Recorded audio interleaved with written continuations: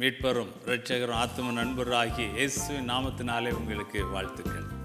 Very happy to greet you in the mighty name of the beloved one of our soul, Lord Yeshua Jesus. Let's pray and get into today's word. பரலோக தகப்பனே, நீர் எங்களை மிகவும் நேசிக்கிறீர். உம்முடைய அன்பு உயர்ந்தது, ஒப்பிட முடியாத அளவிற்கு அது உன்னதமானது.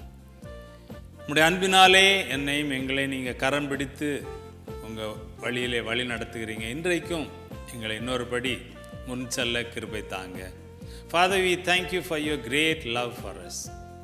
In your great love and mercy, you are holding us by our hands and you are leading us step by step in the right way. Today also lead me and lead us one step further. Bless this program with your presence and bless your people in Jesus' name. Amen.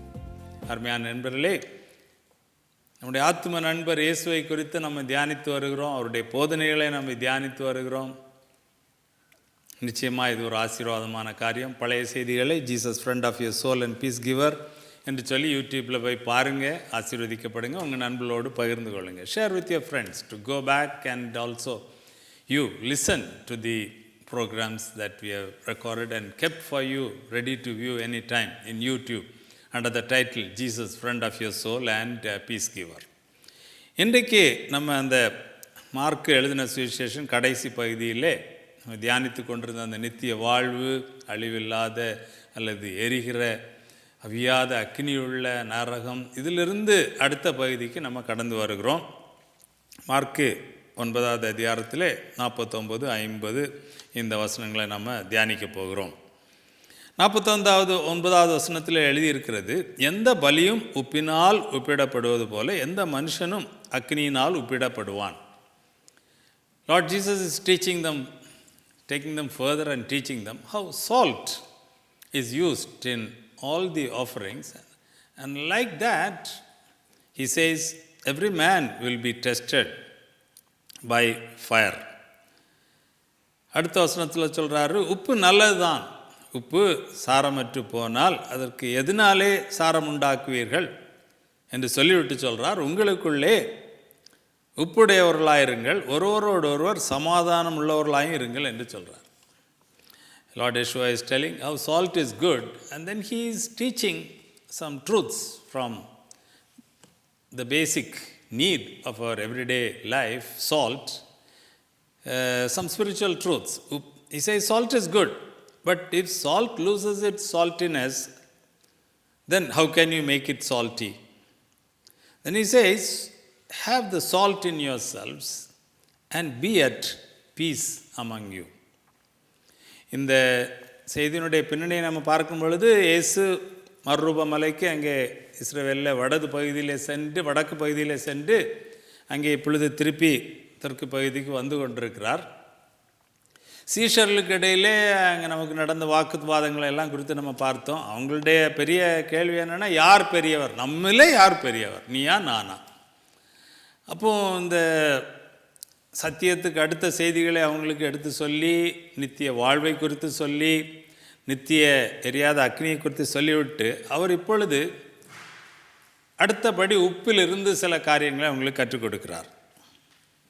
பழைய ஏற்பாட்டை நம்ம எடுத்து பார்க்கும் பொழுது எல்லா பலிகளிலும் உப்பு பயன்படுத்தப்படும். லேவியராகமும் அங்கே நம்ம பார்க்கிறோம் 2வது அதிகாரம் 13வது வசனத்தில், எந்த பலியும் உப்பினால் உப்பிடப்படும், நீ படைக்கிற எந்த போஜன பலியும் உப்பினால் சாரமாக்கப்படுவதாக, நீ படைக்கிற எல்லாவற்றோடும் உப்பையும் படைப்பாயாக.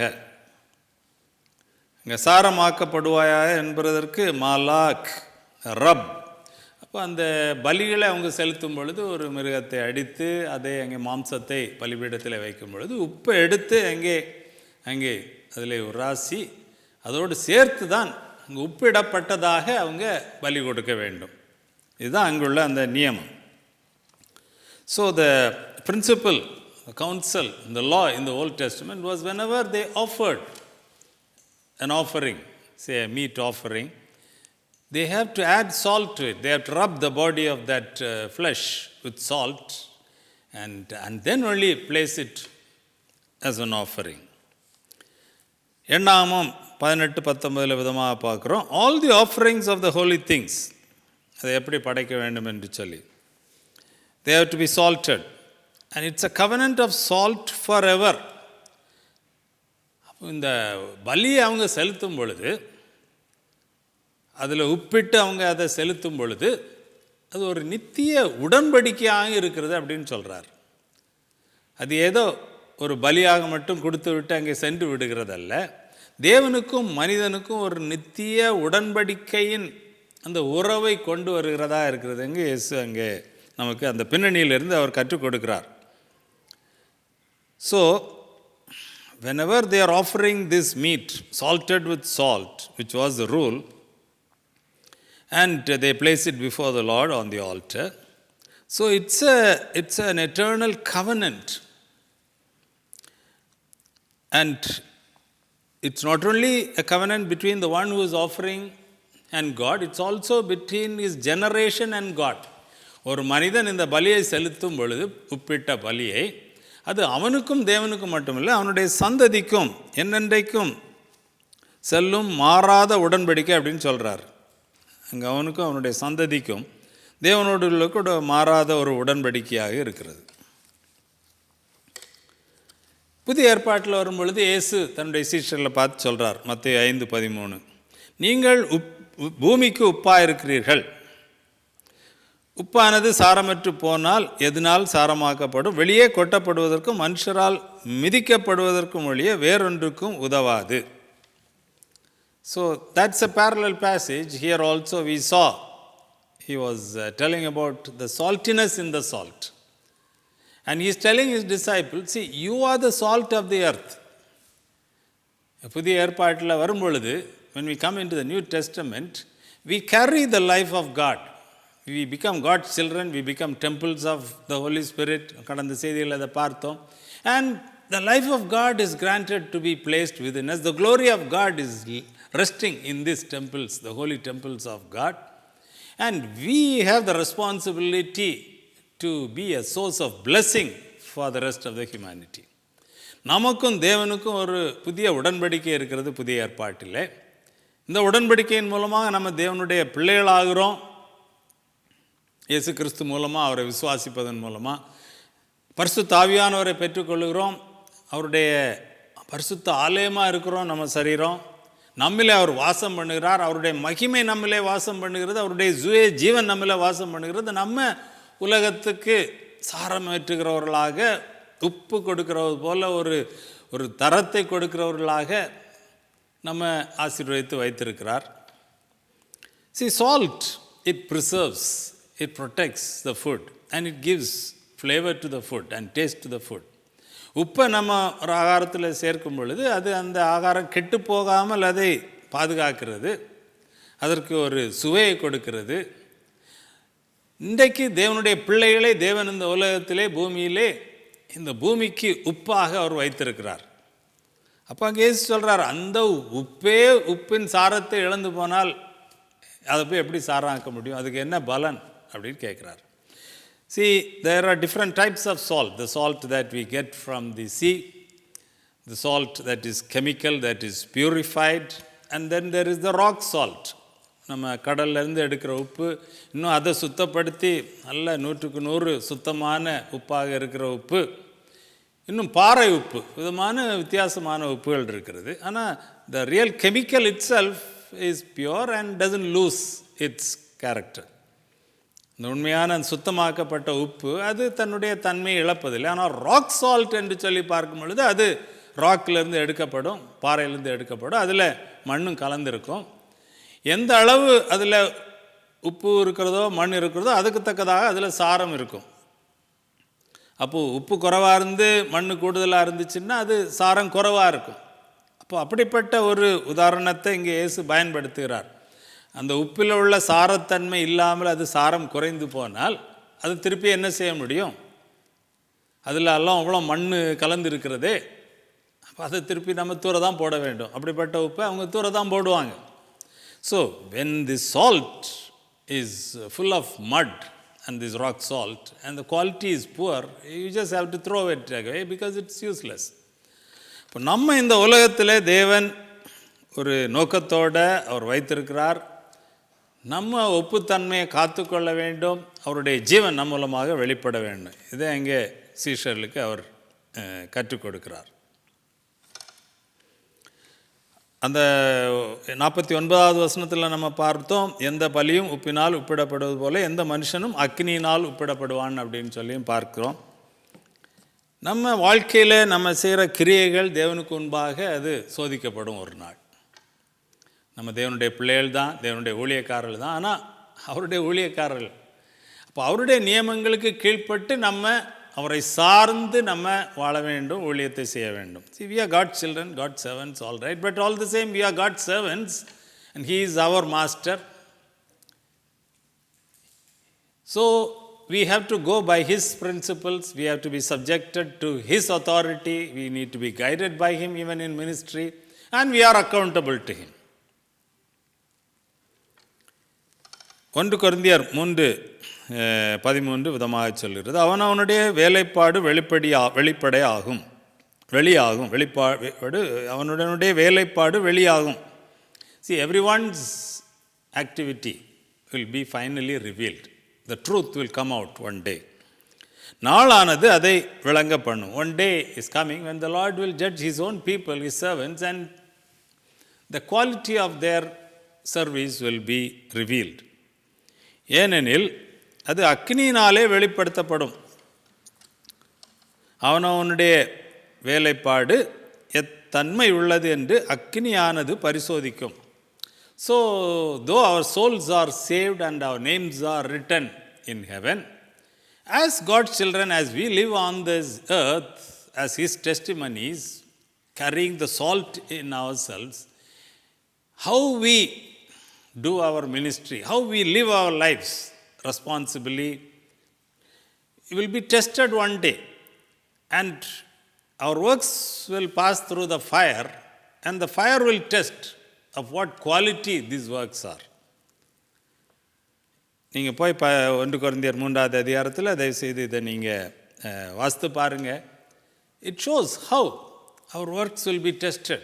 Have to go through the fire. Our works will go through the fire, and that fire will bring out that which is gold and silver, and that will last.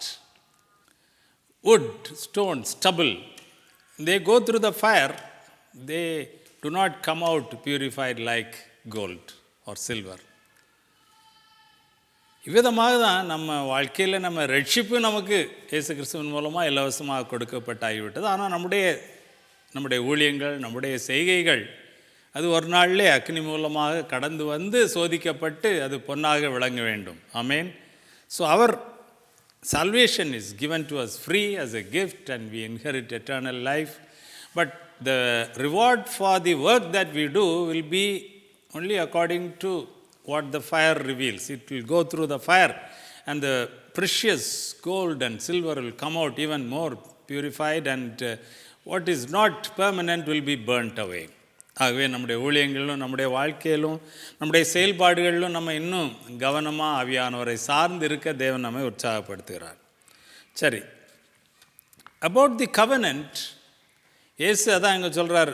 கவனன்ட்டை சொல்லிவிட்டு அவர் சொல்கிறார், ஒருவரோடு ஒருவர் சமாதானம் உள்ளவங்களுமாய் இருங்கள் அப்படின்னு சொல்கிறார்.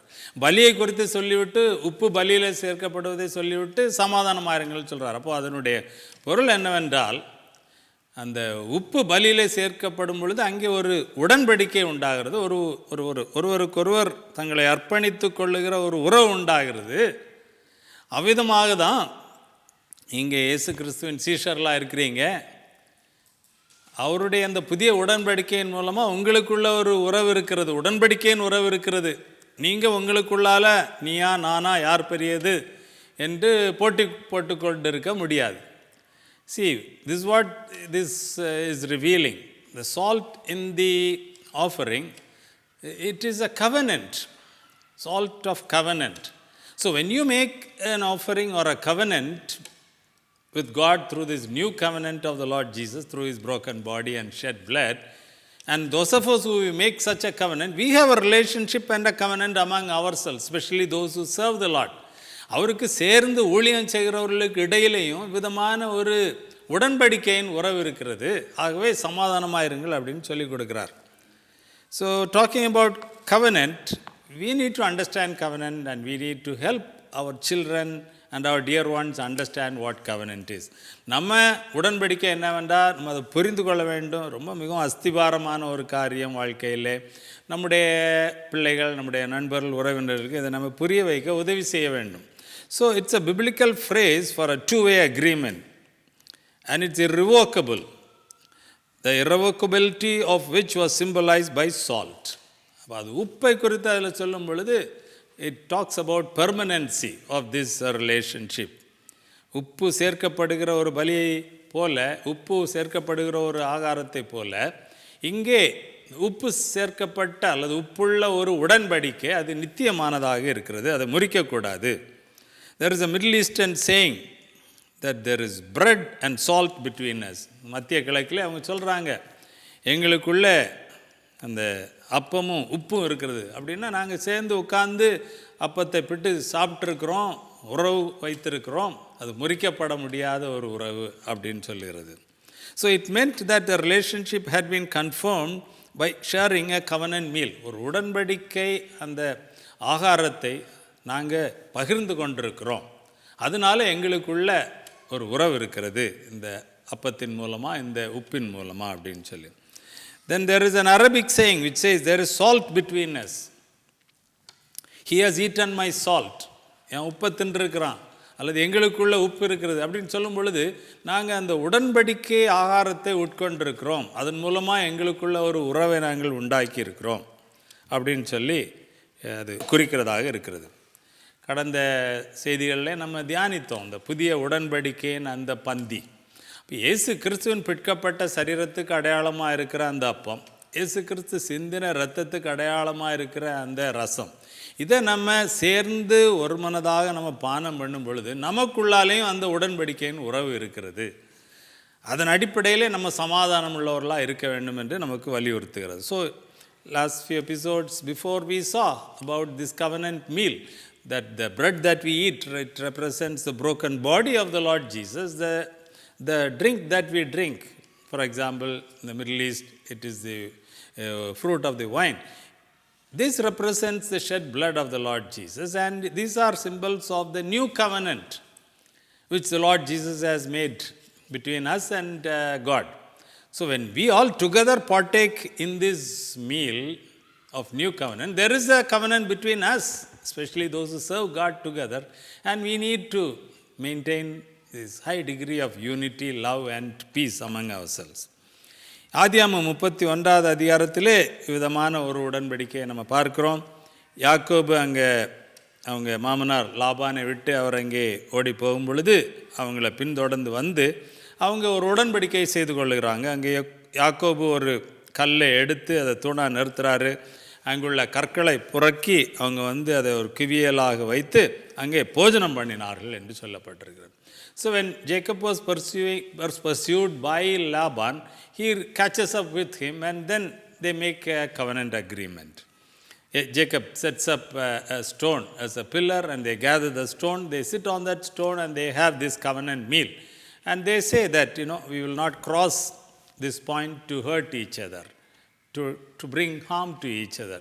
பழைய காலத்தில் இந்த ஒரு உறவு உடன்படிக்கை இருந்திருக்கிறது, சமாதானம் இருந்திருக்கிறது. அப்போது தேவனுடைய பிள்ளைகள் அவருடைய புதிய உடன்படிக்கையிலே பங்கு பெறுற நமக்குள்ளால் எவ்வளோ பெரிய ஒரு ஆழமான ஒரு அன்பு, ஒரு உறவு இருக்க வேண்டும் என்பது இது நமக்கு எடுத்து காட்டுகிறது. So the covenant in the olden times was so vital and important that once they made it, that was it. Death or life didn't change the covenant relationship.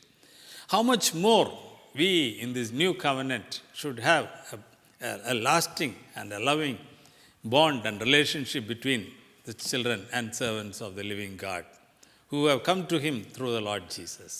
Let's pray and offer ourselves to live a life of exhibiting the Zoe life in our life. Amen. Hallelujah.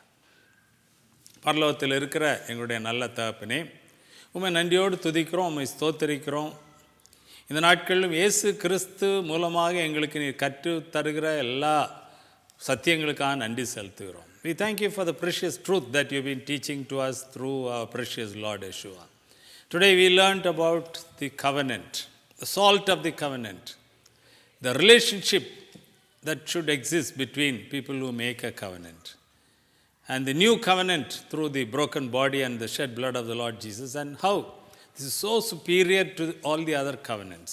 இன்றைக்கு நாங்கள் உடன்படிக்கை குறித்து, உடன்படிக்கையில் இருக்கிற அந்த உப்பை குறித்து, உடன்படிக்கையின் போஜனத்தை குறித்து, இயேசு கிறிஸ்துவின் பிற்கப்பட்ட சரீரம் சிந்தின இரத்தத்தின் மூலமாக இருக்கிற அந்த புதிய உடன்படிக்கை குறித்து நாங்கள் கற்றுக்கொண்டோம், தியானித்தோம். இயேசு கிறிஸ்துவனுடைய உடன்படிக்கை எவ்வளோ உயர்ந்தது, உன்னதமானது. அதிலே பங்கு பெறுகிற நாங்கள் அன்புள்ளவர்களாய், சமாதானம் உள்ளவர்களாய் இருக்க வேண்டும், ஒரு மனதுள்ளவர்களாய் இருக்க வேண்டும் என்று கற்றுக்கொண்டோம். உங்களுடைய பிள்ளைகளை, ஊழியக்காரங்களை விசேஷமாக தொட்டு ஆசீர்வதிங்க. உங்களுடைய கரத்தை நீட்டி ஒரு உதவி கரம் கொடுத்துருங்க. Right now as people are receiving your truth, saying amen to your truth, and they cry out to you in the name of the Lord Yeshua, we pray that your hand would be stretched out into their life, body, soul and spirit, and in their life situation to bring them a miracle, Lord, and to lift them up. ஒரு அற்புதத்தை அவங்களுக்காக release பண்ணுகிறோம். உங்களுடைய விடுதலையை release பண்ணுகிறோம். உங்களுடைய உதவியை release பண்ணுகிறோம். உங்கள் உதவிக்கரம் அவங்களுக்கு கொடுக்கப்படட்டும். உடன்படிக்கையில் நீங்கள் உண்மையுள்ள தேவன்.